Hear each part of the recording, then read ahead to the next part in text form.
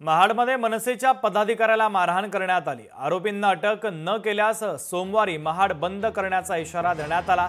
मनसेचे नेते अविनाश जाधव आक्रमक झाले।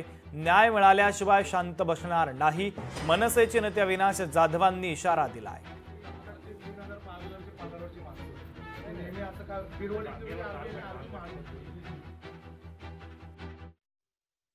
वाढतच राहणार आहे का?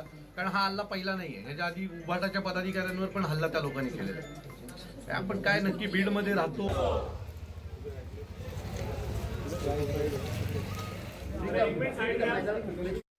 आम्ही आता पोलिसांना मुदत दिलेली आहे की येत्या शनिवारपर्यंत मुख्य आरोपी ज्यांनी हे करायला लावलं त्याच्यापासून सगळ्यांना जर अरेस्ट झाली नाही तर येत्या सोमवारी आम्ही महाड बंद ठेवण्याची हाक देणार।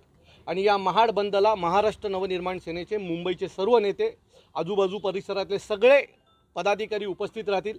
इथले उबाटाचे सगळे पदाधिकारी उपस्थित राहणार आहेत। मला वाटतं अनेक इथल्या सामाजिक संस्थांनी कालपासून मला कॉल केलेले आहेत की यांची गुन्हेगारी इथे प्रचंड मोठ्या प्रमाणात वाढत चाललेली आहे।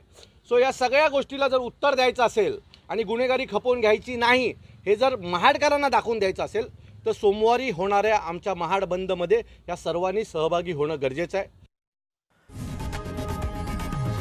लोकशाही मराठी ऐका, पहा, जागरूक रहा।